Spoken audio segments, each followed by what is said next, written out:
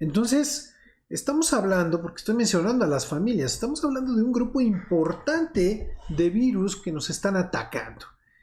Y por ahí se emitieron algunos llamados, y aclaro, no alertas epidemiológicas, y de alguna manera siento que hay algo de manejo político como en todo de esta información, porque hay llamados de los médicos encargados de los servicios de urgencia y terapia, decir, señores, cuidado, señores, cuiden a sus hijos porque los hospitales se están llenando, ¿no? No soy alarmista, pero pues, deben de saber lo que está pasando, ¿no? Sí hay un aumento importante en el número de hospitalizaciones por cuadros de bronquiolitis y cuadros de neumonía asociados a infecciones respiratorias agudas.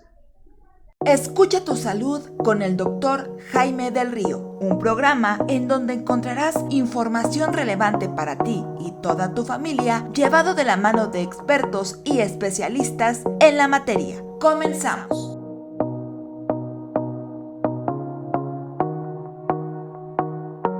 Amigos de Imperfecto, buenas tardes, ¿cómo están? Amigos que escuchan por Facebook, que nos ven también, hola, ¿cómo están? Muy buenas tardes.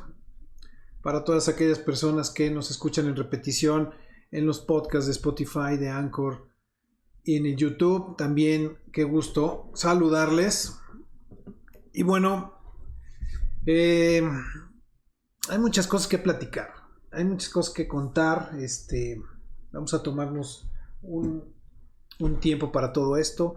He estado teniendo una gran cantidad de pacientes con infecciones respiratorias. Es natural, es la época también, cierto, pero llama mucho la atención la presencia de una gran cantidad de virus y virus atípicos que en otros años a lo mejor no se presentaban o no con esta magnitud, y que, si bien es cierto, tienen una circulación en esta temporada, la cual es habitual.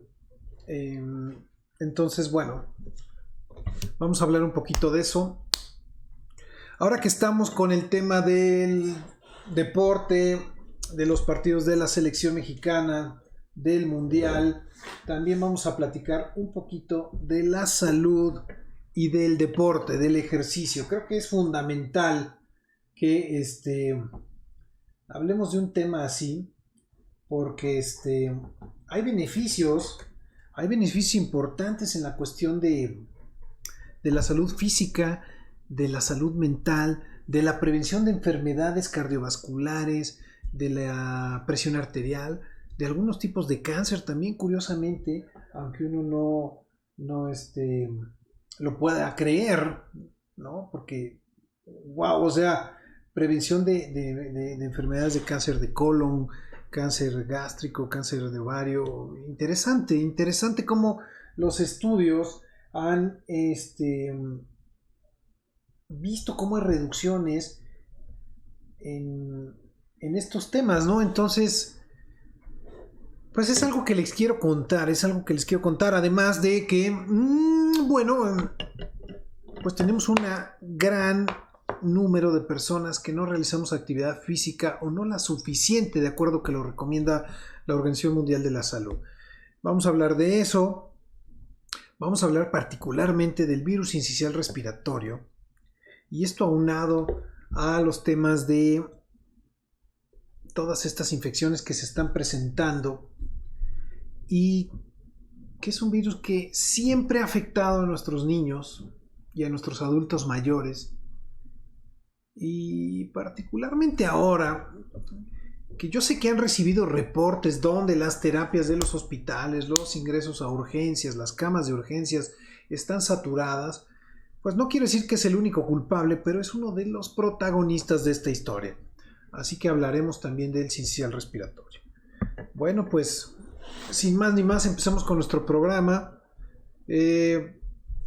Contento también de alguna manera porque en el tema del deporte, el hecho de que la selección mexicana jugó el día de hoy y tenía una muy pobre expectativa, pues resulta que no fue tanto, ¿no? Entonces, para todos aquellos millones que vimos el fútbol, y que estamos con todo metidos en el mundial, pues es también un motivo de pues de cierto gusto, ¿no?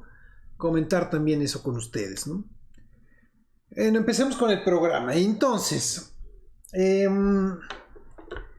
miren, vamos a hablar de las infecciones respiratorias, recurrentes y de las infecciones virales, particularmente por virus sincicial respiratorio.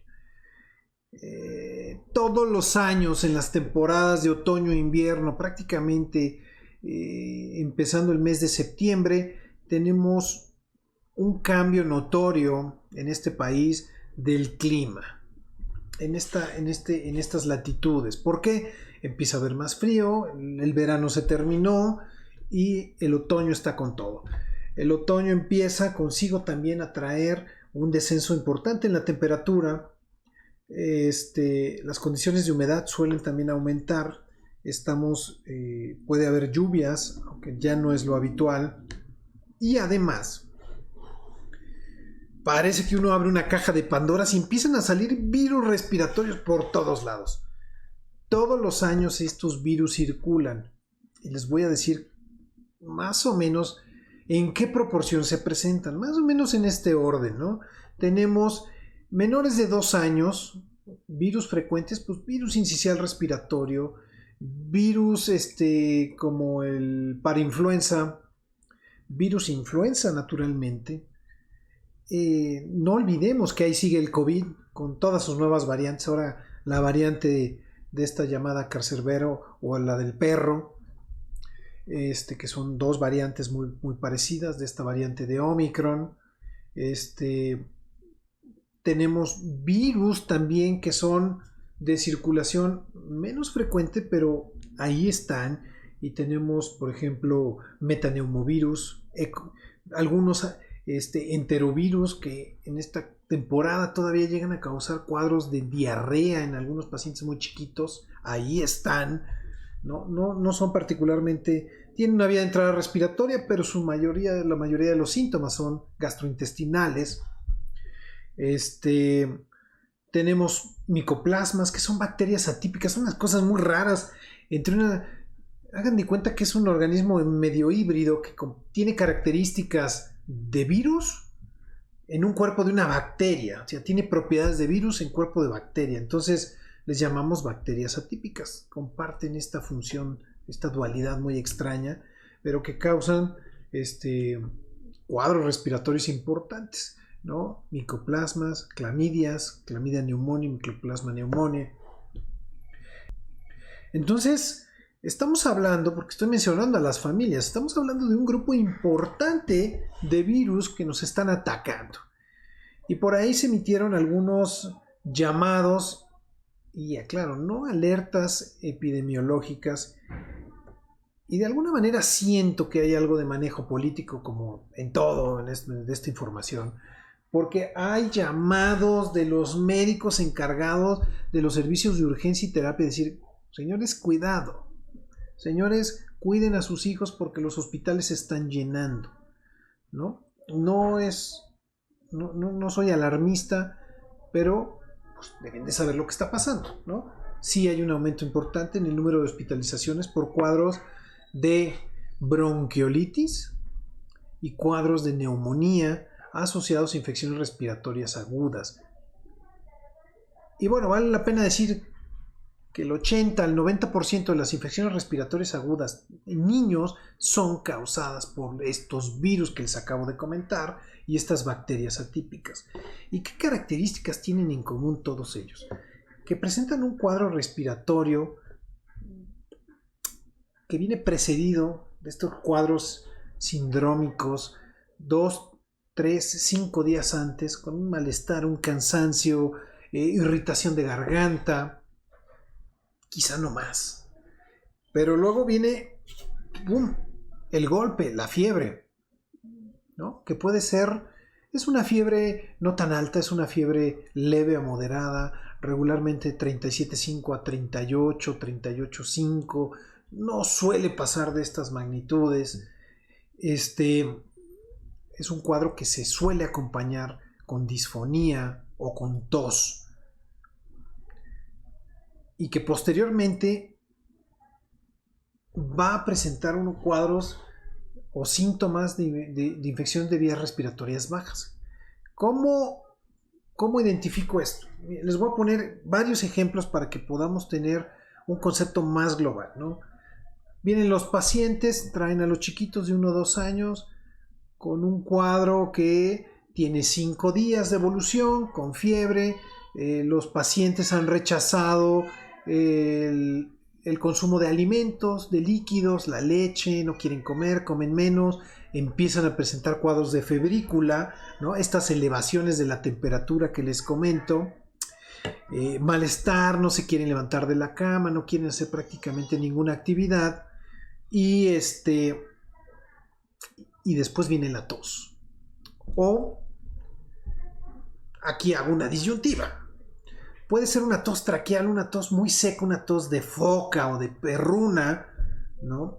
Y sabemos que con eso se acompaña un cuadro de laringitis donde la voz se hace disfónica, ¿no? Entonces estamos ante un cuadro de laringotraqueitis que la pueden causar estos virus. Normalmente son parainfluenzas, normalmente son rinovirus, niños y adultos, ojo, porque a los adultos también les da. Y entonces es una tos, es una tos que agota, es una tos que cansa, es una tos que uno de veras termina desesperado, uno como paciente, los familiares que están alrededor y también los médicos, porque es una tos que para tratarla se requieren recursos y algunos tipos de medicamento que, ojo, ni siquiera están disponibles en este momento, se agotaron.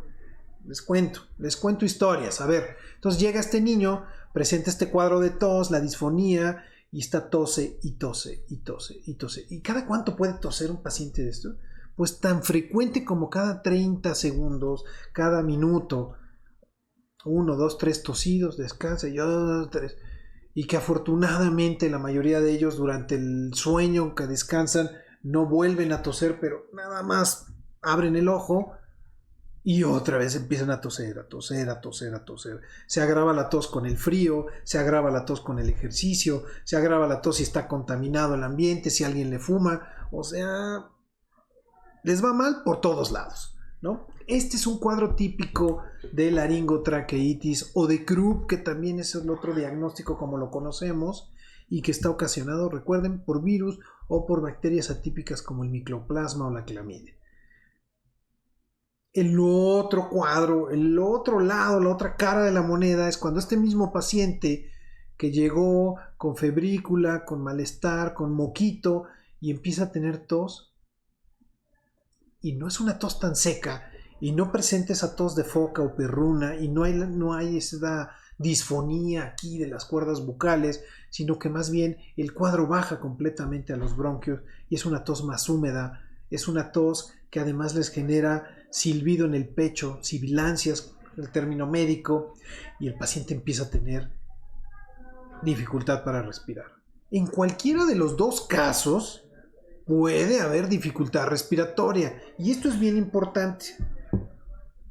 Ambos pacientes, independientemente del tipo de tos, uno en la tos traqueal en el cuadro de Krupp y otro una tos más húmeda en el cuadro de bronquiolitis, a los dos les va a faltar el aire. A los dos la vía aérea va a estar inflamada y no va a permitir el paso adecuado del aire. Por lo tanto, es muy común que en ambos casos veamos a los pacientes con dificultad, polipneicos, o sea, respiran muchas veces seguidas, ¿no? Les aumenta muchísimo la frecuencia respiratoria y empezamos a ver datos de dificultad, de alarma. ¿Cómo se hace la retracción? Aquí arriba, supraesternal, se les hace un huequito en esta parte, ¿sí? Tengan cuidado y pongan atención en estos datos, en estos síntomas, porque es cuando ustedes deben de pedir con mucha mayor rapidez ayuda.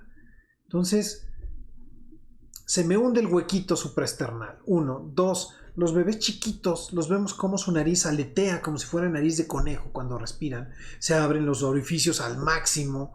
Ese es otro dato, ¿sí? El aleteo nasal. Otro dato más. Se les marcan las costillas, ¿sí? O sea, uno levanta la camisa y entonces ve cómo se marcan las costillas, literalmente, ¿no? Y la otra es el hundimiento en la parte de la boca del estómago de otro hueco, otro orificio, que es la región del gifoides, que es un huesito que está en la punta ahí. Entonces tenemos todos estos datos.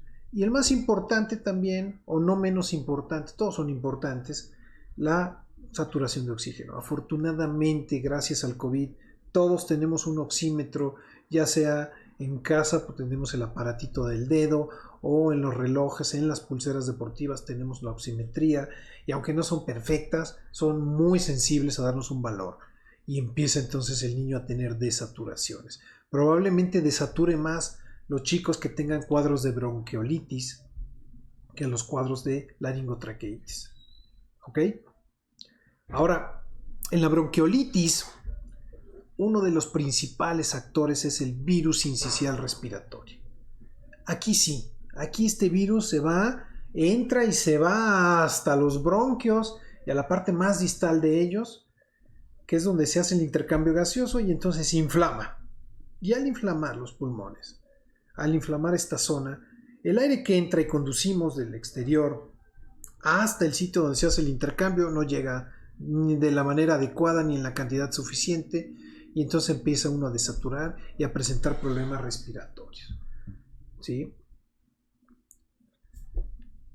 Ahora, viene un tercer escenario, que es el que todos quisiéramos evitar, el que es el más malo de todos, donde se produce una neumonía. Cualquiera de estos virus, por las mismas cuestiones de la anatomía de la vía respiratoria, es solo que bajen un poco más y que lleven hasta los bronquios y que lleguen después hasta los pulmones, que es el parénquima pulmonar, para que se genere una neumonía. Y todavía la cosa se pone peor, porque entonces se genera una especie como de... miren, una neumonía técnicamente es un cuadro donde un segmento o un pulmón o un lóbulo, una parte del pulmón, se hace como... se llena de secreciones y se forma una especie como algo gelatinoso, ¿no? Hagan de cuenta que una parte del pulmón la llenamos de secreciones y queda como gelatina, ¿sí? O sea, prácticamente la llenamos de líquido. Y por supuesto esta zona queda inútil para realizar la función principal del pulmón, que es el intercambio gaseoso. Entonces, pues no hay problema si solo es un lóbulo o es un segmento pulmonar. Tenemos el resto del parénquima pulmonar para respirar. Pero ¿qué pasa cuando la neumonía me da en todo un segmento del tórax, en todo un hemitórax, en todo un pulmón? Pues tenemos el otro, pero ya tenemos 50% menos. Ahora les debo de decir algo para que no se alarmen. El pulmón es un órgano tan interesante que es capaz. Nosotros podemos vivir con una tercera parte de un pulmón. O sea, con eso podría vivir cualquier persona. Claro, sin realizar actividades físicas extenuantes y nada. O sea, una vida normal, una vida sedentaria, ¿no? Digamos. Con una tercera parte de un pulmón. Entonces, naturalmente los pacientes, en la inmensa mayoría de los casos, pues sí la pasan mal, pero se recuperan todos. ¿Por qué? ¿En qué consiste este proceso del que llamamos neumonía? Esta infección donde llega una bacteria, produce cantidades de exudado de moco o un virus, y este moco se consolida, se hace una especie como gelatinosa. Piensen que es una gelatina aquí adentro. Y el pulmón, por sus medios habituales, es incapaz de drenar toda esta cantidad de secreciones de manera eficiente en poco tiempo. Más bien nos vamos a tardar días o semanas incluso. Y bueno, aquí lo importante es que conservemos la función del intercambio gaseoso, la respiración normal. Entonces, si el resto de los pulmones están bien, la vamos a pasar bien. Pero si no, cuidado. Y esto es susceptible de ir incrementándose. Un segmento se puede hacer un lóbulo, luego un pulmón y luego hasta el otro. Ahora, las bronconeumonías me dan en los dos lados y me da una especie como de moteado, o sea, motitas por aquí, por acá, por acá, por acá, y me va llenando ambos pulmones. Entonces, las bronconeumonías suelen ser incluso un poco más agresivas, porque si no controlamos esa inflamación, pues ambos pulmones se van llenando. Y acuérdense que cuando comprometemos ambos pulmones y cuando estamos comprometiendo la función respiratoria por más del 50, el 60 o el 70%, pues ya es una cosa muy grave. Y a todo esto, pues esto es lo que causó la muerte de los pacientes con COVID.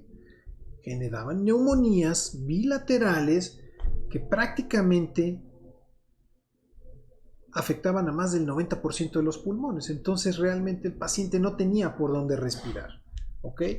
Entonces, chequen bien, tenemos los 3 escenarios de estos virus respiratorios que están causando infecciones en esta etapa, en este periodo, en este momento el que estamos viviendo. Tenemos aquellos que causan los cuadros de laringotraqueitis, tenemos a los que causan los cuadros de bronquiolitis, que es en la parte más baja de los pulmones, en los bronquios, y tenemos a los que están causando la neumonía. Pregunta con respuesta. ¿Cualquiera de estos virus me puede dar cualquiera de estos 3 cuadros? La respuesta es sí. ¿Hay afinidad para que uno de estos virus genere más croup, bronquiolitis o neumonía? También debo de decir que sí. Los virus sinciciales respiratorios son más susceptibles de causar bronquiolitis, pero también me causan neumonías y en grado menor croups. Los virus que causan principalmente laringotraqueitis o croup también me pueden causar neumonías y también en menor grado bronquiolitis. Entonces, es muy técnico, pero con estos ejemplos espero que sea como muy claro hacia dónde puede ir un virus y qué tipo de problemas respiratorios nos puede ocasionar. Y hablemos de algo un poquito más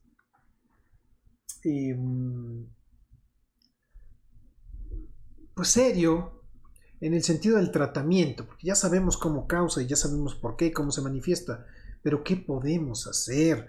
Recuerden ustedes que no hay un tratamiento para los virus que sea efectivo. Para algunos virus, como el virus de la influenza, afortunadamente tenemos antirretrovirales que son específicos y que si se dan en los primeros días son una maravilla porque el cuadro y los síntomas los cortan en las primeras 24 o 48 horas. Fantástico. Y evitamos neumonías. Y además tenemos una vacuna. Para el virus coronavirus no hay un tratamiento específico adecuado, por lo menos en este país.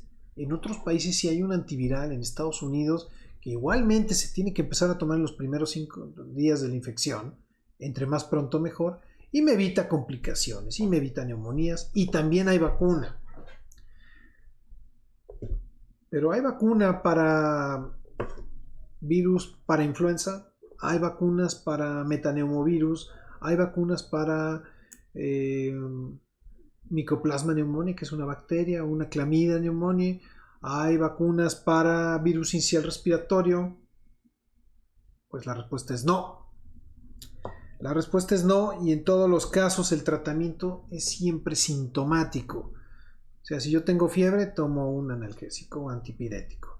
Si yo tengo mocos, pues voy a tomar un mucolítico. Si yo tengo broncoespasmo, pues me voy a nebulizar. Si yo tengo croup y se me cierra la garganta, voy a utilizar un medicamento que me va a ayudar a abrir la vía respiratoria. Entonces, voy atrás, voy un paso atrás, no voy un paso adelante como en los otros. Y eso no está bien. Virus sincicial respiratorio. Tenemos un anticuerpo monoclonal. O sea, este anticuerpo me ayuda de manera preventiva. Pero es un anticuerpo que no está diseñado para que lo tomemos todos, ¿no? Solo población de riesgo, como quienes, como los prematuros, los de bajo peso al nacer, los que están en la terapia neonatal, todos aquellos pacientes que son cardiópatas también, que son los más susceptibles de sufrir estas infecciones y tener resultados más graves, a ellos sí se les da este anticuerpo monoclonal. ¿Ok? Su nombre es palivizumab, es un nombre raro, pero les voy a explicar cómo funciona. Este anticuerpo es un anticuerpo monoclonal humanizado que va a llegar y se le va a pegar a un segmento, a una sección del virus que curiosamente es el sitio donde se acopla con la célula humana para replicarse. Entonces, pues vamos a evitar que el virus se siga reproduciendo y vamos a evitar que el cuadro siga empeorando. Por lo tanto, repito, es preventivo, porque una vez que ya tuvimos los síntomas y la infección, pues ya no hay manera de parar el virus. Son millones de copias de virus que será imposible tratar de evitar que se sigan replicando. Por eso esa es la indicación. Y entonces, ¿en quién se da? Repito, en aquellos pacientes que son prematuros, pacientes cardiópatas, pacientes que tienen básicamente estos dos problemas, que nacieron y tuvieron problemas de hipoxia o estuvieron en la terapia neonatal. Esos pacientes con bajo peso al nacer son los pacientes ideales para recibir el tratamiento para virus sincicial respiratorio. ¿Por qué? Porque es en ellos donde el sistema inmunológico está más deprimido, es en ellos en donde más los va a atacar este virus y puede tener complicaciones muy graves. ¿Ok? El resto de los pacientes no son candidatos, no está disponible para todos y tendremos que hacer lo mismo que hemos hecho con todos los virus que no tenemos una cura sensible. Medidas de higiene. Si yo estoy enfermo, aislarme, no visitar los lugares concurridos, no visitar casas de personas que están enfermas, tener un poco de conciencia civil y decir, estoy enfermo, no voy a salir, no voy a ir a la reunión de fin de año, no voy a besar a mi sobrino cuando lo vea. Ese tipo de cosas tan sencillas salvan vidas finalmente. ¿Ok? Entonces, bueno, es un panorama muy general de lo que estamos viviendo, de esto que estamos viviendo. ¿De acuerdo? Ahora, vamos a pasar al tema de la cuestión de la actividad física. De la actividad física y del deporte, cómo impactan nuestra salud. Y hay cosas muy interesantes.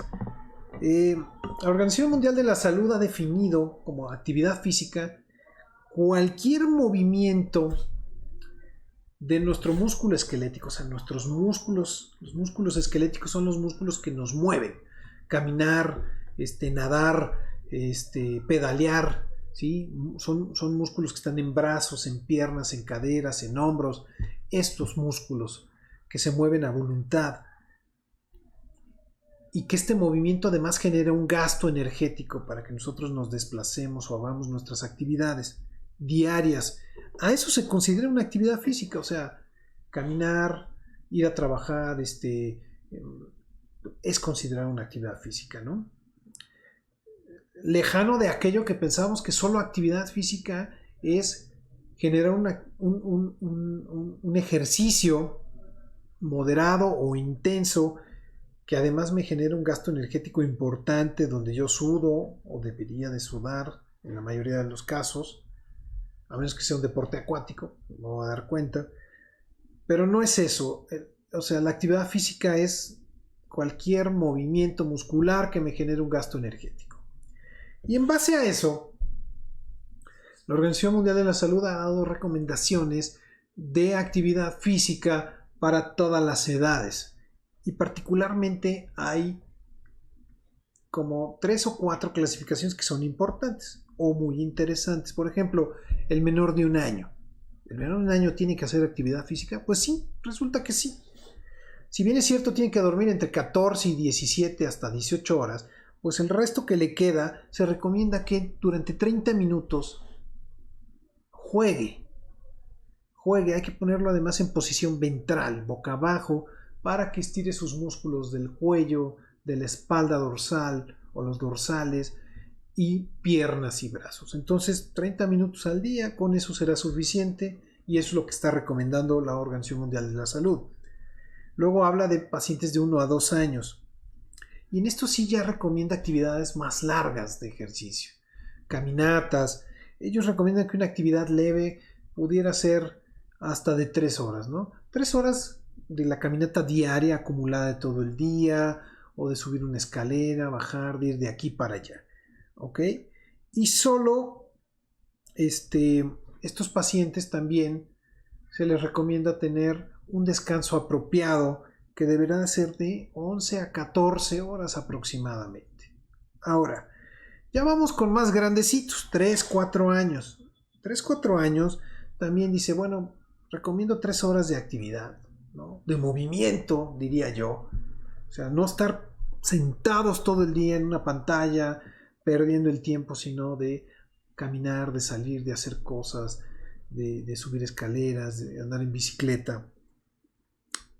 O 60 minutos de actividad moderada e intensa. Ahí sí es lo que yo les decía, hacer ejercicio. Hacer alguna actividad física que requiera mayor esfuerzo y un gasto energético mayor.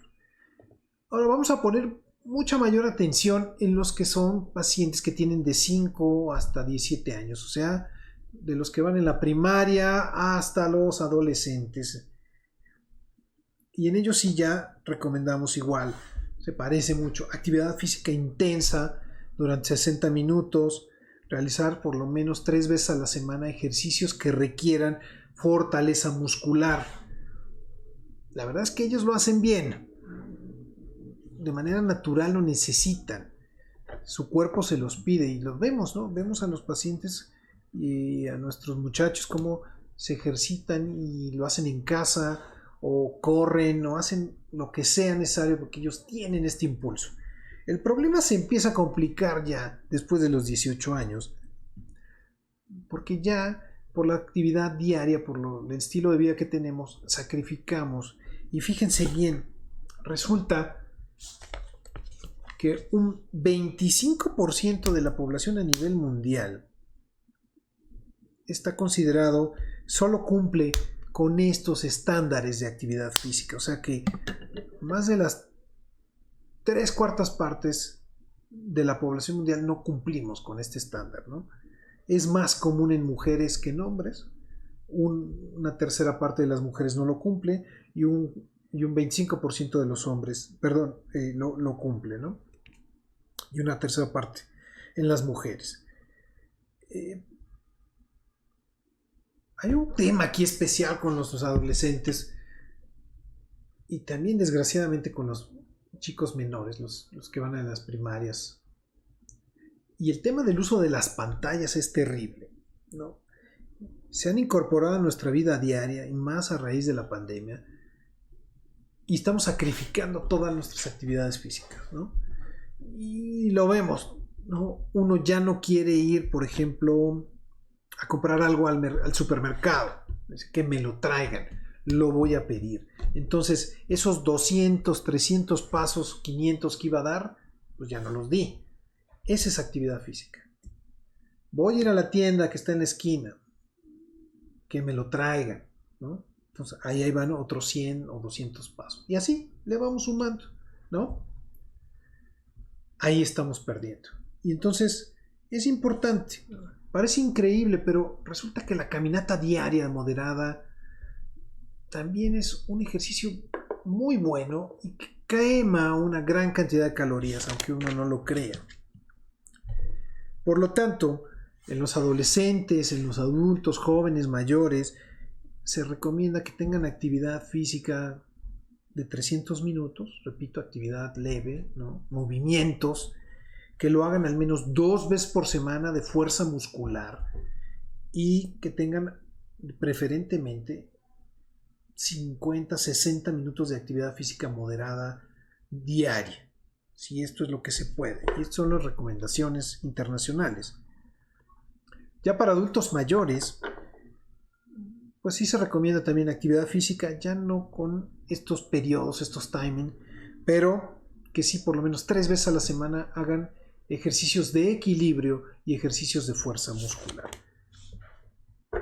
¿Por qué resulta interesante que hagamos ejercicio? ¿Cómo nos va a beneficiar? Pues fíjense bien, durante el ejercicio liberamos una gran cantidad de endorfinas. O sea, estas sustancias o neurotransmisores que se encargan de generarnos bienestar en una sección del cerebro. El cerebro se estimula de diferentes maneras y otras células se encargan de liberar neurotransmisores que estimulan, que inhiben ciertas acciones y que también nos dan placer y confort. Y las endorfinas son unas de ellas. Cuando uno hace ejercicio libera grandes cantidades de adrenalina, ¿sí? Grandes cantidades de noradrenalina, de serotonina, y es esta la que va a una parte del cerebro animal, del cerebro más antiguo, que está en el tallo cerebral y que nos causa una sensación de bienestar, nos sentimos bien con nosotros mismos. Para todas aquellas personas que han hecho o hacen ejercicio, después de una rutina intensa, después de realizar ejercicio, uno se siente bien consigo mismo, físicamente, pero también mentalmente, y es por esta sensación, ¿de acuerdo? Por supuesto, el ejercicio va a mejorar el estado muscular, o sea, la salud muscular, la salud cardiovascular, la salud ósea. Es decir, los pacientes que hacen ejercicio van a tener menos fracturas de caderas, fracturas de huesos largos, menos eventos cardiovasculares como infartos, como hipertensión, como la cardiopatía coronaria isquémica, que es la que finalmente nos causa infartos, ¿no? Va a regular o va a mantener la presión arterial en buenos números, o sea, no nos va a disminuir la frecuencia de pacientes con hipertensión arterial, disminuye el riesgo también de desarrollar diabetes, cáncer de mama, cáncer de colon, depresión, ¿de acuerdo? Diabetes, que ya lo mencioné, diabetes mellitus, y ayuda a regular el peso, ¿sí? Claro, esto no es magia, sabemos que el peso es un coco, pero si no hay actividad física, no hay beneficios y no alcanzamos ni siquiera a mantener el peso. ¿Ok? Y una cosa interesante que no he hablado, pero resulta que el ejercicio a cualquier edad, pero particularmente en los niños, en los chicos, en el que están en desarrollo, ayuda al desarrollo neurocognitivo, ayuda a adquirir nuevas funciones, ayuda a tener una madurez neurológica mucho más rápido, mucho mejor. Y hay estudios donde a algunos pacientes les daban un test que llenaban todos los días durante 30 días sin ejercicio y a otros con ejercicio. Y resulta que los que realizaban ejercicio tenían puntuaciones más altas, ¿no? Y a eso nos referimos. Hay un estudio ahí que lo avala. Entonces, ayuda al desarrollo neurocognitivo. Entonces, el ejercicio es básico, es vital y es importante que lo hagamos. Es importante que lo incorporemos a nuestra rutina de todos los días y no lo dejemos, ¿no? Bueno, déjenme contestar algunas preguntas en unos minutos que tenemos aquí. Dice: doctor, buenas tardes, Minerva. Gracias, Minerva. Dice: ¿se puede confundir el COVID con alguna neumonía o alguna infección respiratoria? ¿Cómo podríamos diferenciarla?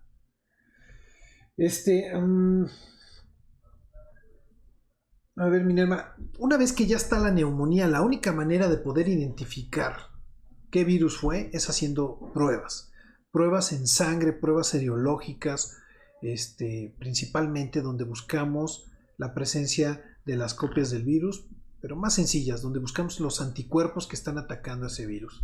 Y entonces de esa forma podemos saber qué virus es el que nos está atacando. Les debo de decir que en los estudios que hemos hecho y a nivel mundial también, prácticamente un virus no viene solo. Siempre se asocia de 2 o de 3 o de más virus en un mismo paciente que tiene un cuadro significativo, un cuadro delicado o grave. ¿Ok? Entonces, solo de esa manera, Minerva. Dice: doctor, ¿usted cree que sí gane la selección? Es que ya ha estado jugando súper mal. Saludos de José. José, como decía, yo la verdad es que estaba súper escéptico, súper decepcionado. Y no me quiero equivocar. Y espero que no. Pero yo vi hoy otro equipo. Yo vi un equipo que tenía cosas muy positivas, echado para adelante, que le buscó de una, de otra y de otra y de otra. Y pues no se le daba. Pero la verdad ahora sí, eso que extrañábamos de otras selecciones, de otros cuadros, de otros mundiales, ¿no? Entonces yo creo que algo bueno va a salir. Doctor dice, yo tengo mucho moco, pero solo eso, dolor de cabeza también. ¿Eso puede ser motivo de alarma? Carlos dice, bueno, Carlos, mira, la cantidad excesiva de moco y la congestión nasal me puede generar dolor de cabeza. Si es algo agudo, pensaría en un cuadro infeccioso. Si es algo crónico, pensaría en un cuadro alérgico. Entonces, pues es importante tener cubierta esta disyuntiva para saber para dónde va y para pedir ayuda en ambos casos. Susana dice, doctor, ¿usted recomienda el cubrebocas o ya lo deberíamos de dejar? Susana, creo que ahora, más que hace 2 meses, deberíamos de seguirlo utilizando. Muchas veces las políticas de salud no van de la mano de las políticas de gobierno, a las políticas públicas, pero sin duda, ha habido repunte de cuadros de influenza, ha habido un repunte de cuadros de coronavirus y de todos estos virus. Cosa que no ocurrió mientras no salíamos o estábamos con el cubrebocas todo el día, ¿verdad? Entonces sí hay una diferencia. Dice, doctor, cuando se tiene un poco de gripa, ¿sí recomienda hacer ejercicio? Y si es gripa, porque ya me hice las pruebas y salen negativas. Pero, ¿qué recomendaría? No sé si yo estoy muy mal o solo tengo un poco de moco, dice Valeria. A ver, Valeria, si te sientes mal, evidentemente, pues no ejercicio, ¿no? Porque necesitas fuerza, necesitas energía para poder combatir una infección. Si no te sientes mal y el cuadro es leve, puedes realizar actividad física de leve a moderada. Pero ojo, considera que las personas que están a tu alrededor no deberían de estar expuestas a un virus. Por lo tanto, pues a menos que te vayas a correr al bosque, a Chapultepec o a algún lado donde no te le pegues a nadie, pues todo está muy padre. Pero si vas a estar en un ambiente cerrado, en un gym o en alguna cosa de esas, pues no lo hagas. Es aquí donde apelamos a que no se contagien los demás. Otro comentario dice, doctor, llevo mucho tiempo con una tos horrible, ya no aguanto más. Ya fui al médico y me mandaron jarabes y nada. Bueno, por ahí hay si buscas en YouTube está o en los podcasts, está el programa de tos crónica. Ahí por favor escúchalo, vas a encontrar mucha claridad y muchas soluciones y la manera de cómo pedir ayuda y a quién.